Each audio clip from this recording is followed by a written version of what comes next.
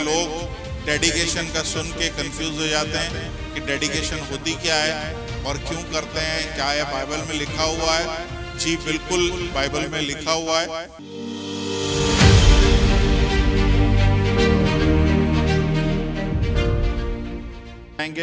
आपको पता है लास्ट वीक एक खूबसूरत गवाही हमारे दरमियान थी। अगर आशिर भाई 2 चेयर्स यहाँ पे रखते हैं तो हम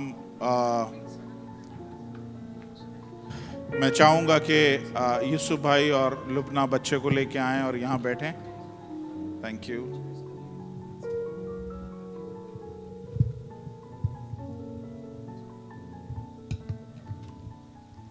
थैंक यू सो मच।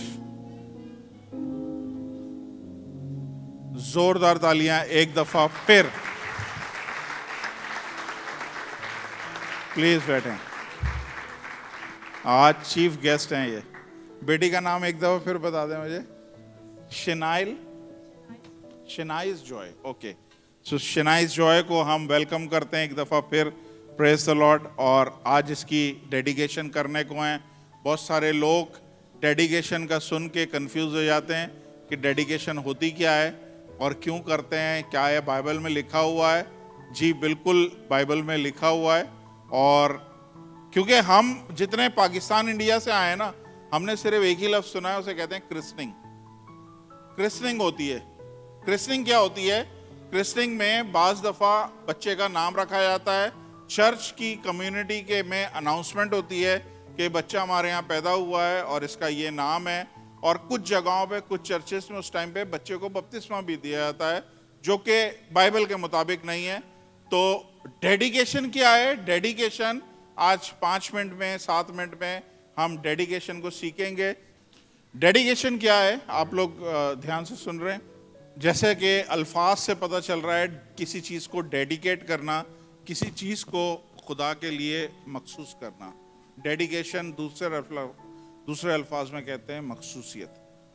और डेडिकेशन क्या होती है? डेडिकेशन नॉर्मली चर्चेस में बच्चों की जाती है, लेकिन मैंने रिसेंटली एक हमारे चर्च में पास्टर आए थे, उन्होंने बोला था बच्चों से ज़्यादा ये डेडिकेशन माँ बाप की होती है कि माँ बाप इस बात पे डेडिकेट हों कि उन्होंने इस बच्चे को खुदा के घर में बड़ा करना है। ये है डेडिकेशन।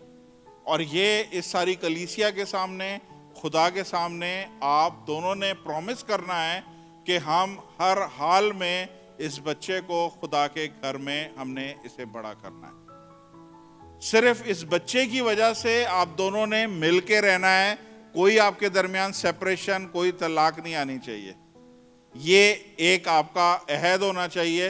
बाज़ दफ़ा हमारी ज़िंदगी में शादीशुदा हालात सख्त हो जाते हैं, कड़वे हो जाते हैं, लेकिन बच्चों की वजह से लोग कॉम्प्रोमाइज करके रह रहे होते हैं। तो ये डेडिकेशन है कि हमने बच्चों की वजह से हमने एक साथ मिल करके रहना है।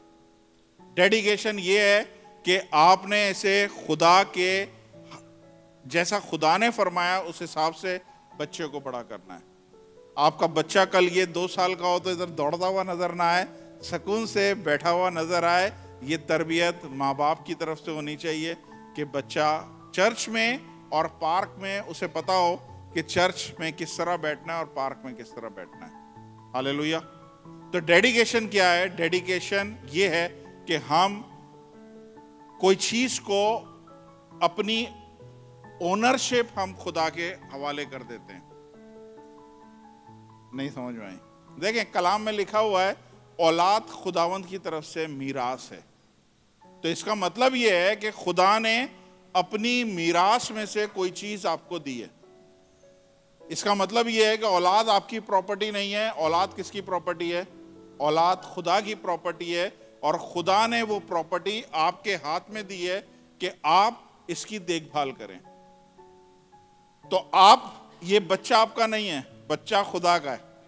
खुदा ने ट्रस्ट करके आपको दिया है कि ये बच्चे की आपने अच्छे तरीके से देखभाल करनी है। इसको जो ज़रूरत की चीज़ चाहिए वो आपने इसको देनी है। इसकी परवरिश में जो चीज़ आपको चाहिए आपने इसको मुहैया करने हैं। और एक टाइम पे इसे आपने ऐसा बच्चा बनाना है जो ये आपने देखे थे कितने यंग सारे के सारे। मुझे ये चीज़ बड़ी अच्छी लगी है कि हमारी वर्शिप में एक भी बूढ़ा नहीं है, एक भी मेरी उम्र का नहीं है, सारे के सारे यंग हैं और कितनी जबरदस्त वर्शिप होती है। तो आपने छोटी उम्र से आपके बच्चे, आपकी बेटी यहाँ पे म्यूजिक बजा रही हो, गीत गा रही हो, इस तरह से आपने इनको तैयार करना है। आइए खुदा के कलाम में से देख लेते हैं कि क्यों डेडिकेशन का जिक्र किया गया है। एक औरत का जिक्र है, बाइबल में मिलता है पुराने ऐहदनामे में। मैं हवालों में नहीं जा रहा, हमारे पास टाइम इतना नहीं है, लेकिन आप सब जानते हैं उस औरत का नाम था, कौन बताएगा? सैमुएल का नाम क्या? सैमुएल की माँ का नाम क्या था? हन्ना। हन्ना के पास औलाद नहीं थी और वो रोती थी, चूंकि उसकी सौतन जो है उसको चिढ़ाती थी इस बात को लेके, तो वो रोती थी कि मेरे पास औलाद नहीं है। एक दिन उसको ये समझ में आ गया कि मैं रो रही हूं तो मैं इधर उधर क्यों रो रही हूं, मैं जाके खुदा के घर में क्यों नहीं रोती हूं। तो वो गई और खुदा के घर में उसने रोना शुरू किया। और जब उसने खुदा के घर में रोना शुरू किया तो वहां पे खुदा का खादिम बैठा हुआ था। उसने बजाय इसके कि उस पर तरस आता, वो समझा कि नशा करके बैठी हुई है, तो उसने उसको डांट दिया कि तू क्यों नशे की हालत में इस तरह यहाँ पे आई है। उसने बोला मैं नशे में नहीं हूँ, मैं अपने दिल का गुबार निकाल रही हूँ। और उसने अपनी सिचुएशन बताई कि इतने सालों से मेरे यहाँ औलाद नहीं है। तो उसने पता क्या बोला? उसने बोला जा अगले साल तेरे घर में औलाद होगी। अभी औलाद पेट में नहीं आई है। उस औरत ने क्या बोला खुदा को? अगर तू मुझे औलाद देगा तो मैं ये औलाद तुझे दूंगी। ये है डेडिकेशन, कि जो चीज आपको खुदा ने दी है आप उसको दोबारा से खुदा के हाथ में दे दें। जब हम बच्चों को पालने की कोशिश करते हैं ना, तो अक्सर शॉर्टेज आ जाती है। कभी पैसा नहीं है, कभी कुछ नहीं है, कभी एडमिशन रह गया। लेकिन जब खुद बच्चों को हम खुदा के हवाले कर देंगे ना, तो खुदा फिर उसकी फिक्र करेगा और खुदा उसको हर एक चीज मुहैया करेगा। तो ये चर्च के सारे लोगों को मैं बताना भी चाहता हूँ, समझाना भी चाहता हूँ कि हमने अपनी रिवायत में से बाहर निकलना है। हमें हमारे माँ बाप ने क्या सिखाया है, प्लीज माइंड नहीं करिएगा। मैं जानता हूं मेरे माँ बाप बहुत अच्छे थे, आपके भी माँ बाप बहुत अच्छे होंगे, लेकिन कहीं ना कहीं उनसे मिस्टेक हुई है, इस बात का आप सब इकरार करते हैं। ऐसा नहीं है कि किसी के भी माँ बाप जो है ना 100% करेक्ट थे। कहीं ना कहीं गलतियां हुई हैं, वो गलतियों को आपने नहीं दोहराना है। आप बेहतर माँ बाप बनने की कोशिश करें। बेहतर माँ बाप बनेंगे अगर आप माँ बाप को फॉलो करेंगे तो एक और आप जैसा तैयार हो जाएगा। लेकिन माँ बाप से बेहतर अगर आप बनेंगे तो आपसे बेहतर आपका बच्चा बनेगा। और हर माँ बाप ये चाहते हैं कि उसका बच्चा उससे बेहतर बने। कितने लोग चाहते हैं कि उनका बच्चा उनसे बेहतर बने? पता नहीं क्यों ये दिल से हर एक की ख्वाहिश होती है कि उनका बच्चा उनसे बुलंद मुकाम हासिल करे। Hallelujah. Can you put Luke 22, Luke 2 verse 22, sorry. अब देख लें यहाँ पे क्या लिखा हुआ है। फिर जब मूसा की शरीयत के मुआफिक उनके पाक होने के दिन पूरे हो गए तो वो उसको यरूशलेम में लाए ताकि खुदावंद के आगे हाजिर करें। ये कौन है? ये यीशु है, बेबी यीशु। यीशु जब बेबी था उसको खुदा के घर में लेके आए, जो खुद कलाम खुदा था, जो खुद खुदा था, उसको खुदा के घर में लेके आए ताकि खुदा के सामने उसको डेडिकेट करें। अगर यीशु को डेडिकेट करना है या करा गया है तो हमने अपने बच्चों को खुदा के आगे डेडिकेट करना है। समझ में आई? इससे बढ़कर और कुछ नहीं है। बाइबल में बताते हैं कि खुदावंद, एक दफा खुदा ने अब्राहम को बोला कि जो तेरा बेटा पैदा हुआ है उसकी कुर्बानी तू चढ़ा।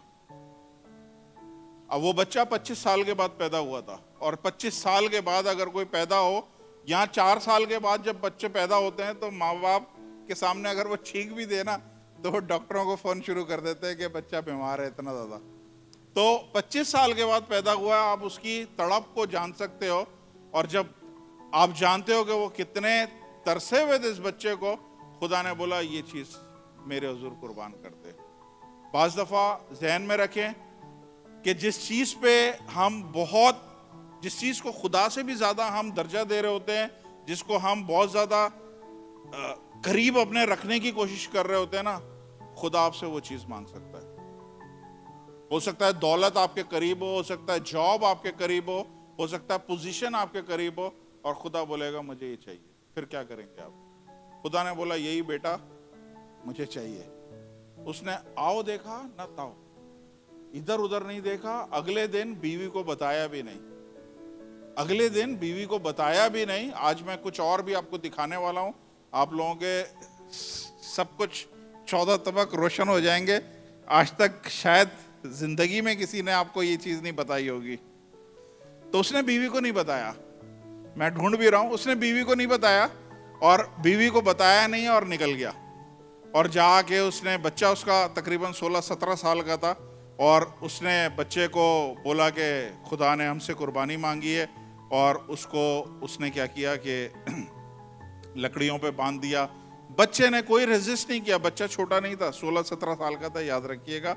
बच्चे ने कोई ऐसी औलाद तैयार करें कि जो माँ बाप बोल दे उन्होंने आगे से सवाल नहीं करने। मैं अपने बच्चों को कुछ बोलता हूँ 15 सवाल आ जाते हैं कि ये कैसे करना है, ये करना, तो उनको कॉन्सेप्ट क्लियर करना पड़ता है भाई, इसलिए। लेकिन पहले जमाने में जो बोल दिया वो पत्थर की लकीर। तो उसने क्या किया, अब आप अच्छे से, जितनी माएँ बैठी हैं वो अच्छे से जान सकती हैं, जिसने 25 साल बच्चे का वेट किया है और सुबह सुबह उसका शौहर उस बच्चे को उठाए और ज़बह करने चला जाए, क्या रिएक्शन होगा आपका कि बुढ़ा सटिया गया है, इसका दिमाग हिल गया है, इसने खुदा की आवाज नहीं सुनी है, शैतान की आवाज सुनी है। 100 किस्म की बातें आएंगी। और क्या कर सकते हैं आप? सिस्टर सीमा आप बताएं। आप गिरबान पकड़ सकते हैं अपने शौहर का, राइट, कि ये मैंने पैदा, मेरी बीवी मेरे से लड़ जाएगी, 100% इसने गिरबान पकड़ के पटक भी देना है मुझे। तो जब आपके घर में इतनी तकलीफ के बाद, इतने प्रेशर के बाद जब एक बच्चा पैदा हो और आपका हस्बैंड उसको ले जाए ज़बह करने, उसका रिएक्शन क्या हो सकता है? मैं सिर्फ आपको क्या बता रहा हूं, उसने आइज़ेक को कहां पे बांधा है? उसने एक ऑल्टर बनाया, मज़बा, और उसने अपने बच्चे को मज़बा पे बांध दिया। ये बच्चा जो है ना, मज़बा पे बंधे हुए होने चाहिए। हर वक्त कुर्बानी देने के लिए ये बच्चे रेडी हों। उसने हाइड कर दी। यीशु को तो वो चर्च में लेके गए थे, लेकिन अब्राहम ने क्या किया? उसने बोला मेरा बच्चा चर्च में रहे नहीं, मेरा बच्चा मज़बा पे बंधा हुआ रहेगा, हर वक्त ये रेडी है कुर्बानी के लिए। आइए एक और चीज आपको दिखाता हूं जो शायद आप लोगों ने नहीं देखी है। अगर मिल जाए, जल्दी से मिल जाए मुझे तो मैं दिखाऊंगा, नहीं मिला तो मैं छोड़ दूंगा। ऑलराइट, 23वें बाब में इसने कुर्बानी दी है। 23वें बाब में या 22वें बाब में? 22 में इसने कुर्बानी दी है। 22 के बाद 23वां बाब है। 22 के फौरन बाद 23वां बाब है। प्लीज मेरी तरफ से कोट नहीं करना, जो मैं बता रहा हूं खुद पढ़ना। 22 के बाद जो कुछ इसने किया बच्चे ने जाके घर में बताया होगा, राइट और रॉन्ग, ठीक है। उसके बाद 23 बाब में ये दोनों एक साथ कभी भी नहीं रहे। आपको पता है, मैं बता रहा हूं कि कॉन्सिक्वेंसेस क्या होते हैं खुदा के कलाम को फॉलो करने के लिए। उसके बाद, इस वाकये के बाद अब्राहम और सारा कभी एक साथ नहीं रहे, कभी एक साथ। 23वां बाब पढ़ लीजिएगा, और मैं सिर्फ आपको दो तीन हवाले आपको दे रहा हूं। 19वीं आयत, 23 जेनेसिस 23:19, 23वीं आयत, पहली आयत, 23वीं बाब पहली आयत, पहली दूसरी आयत पढ़ें।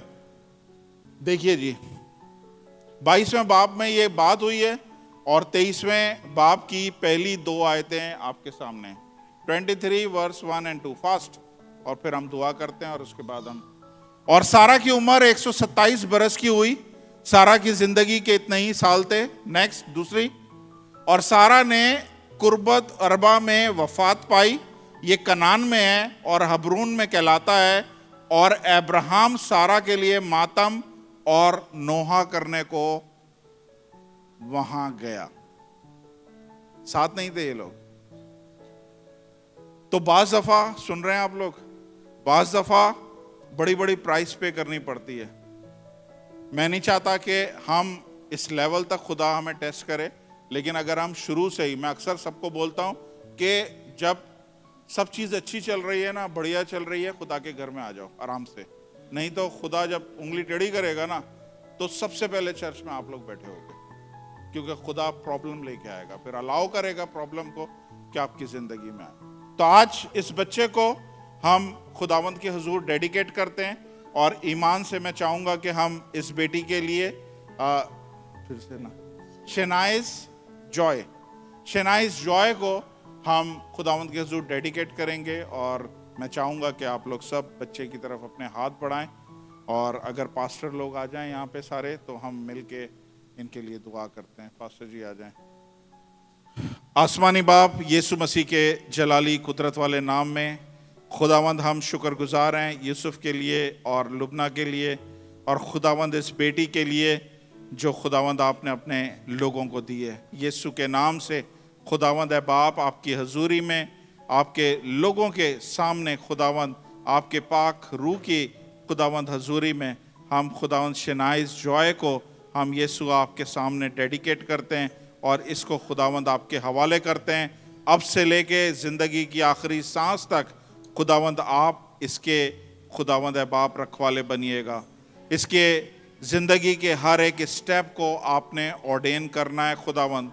ए बाप, ये बच्ची लड़खड़ाने वाली ना हो, ये डगमगाने वाली ना हो, बल्कि खुदावंद ये मजबूत ग्राउंड पे चलने वाली हो। यीशु के नाम से खुदावंद ये लोगों ने अपनी बेटी को आपके हवाले किया है।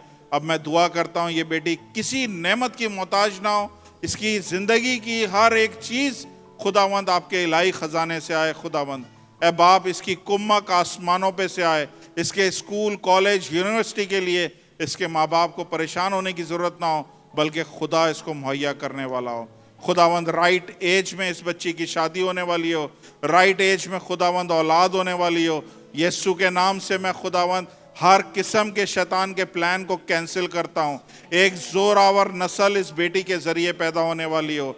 खुदावंद मैं दुआ करता हूँ हर किस्म का मिसकैरेज यीशु के नाम से कैंसिल हो।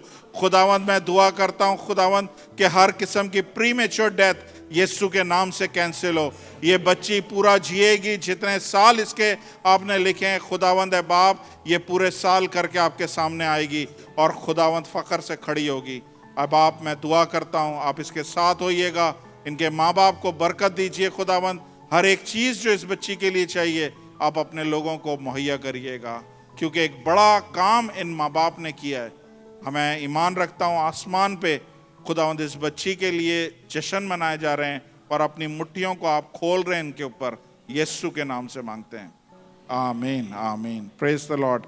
Thank you so much. आप लोग जा सकते हैं।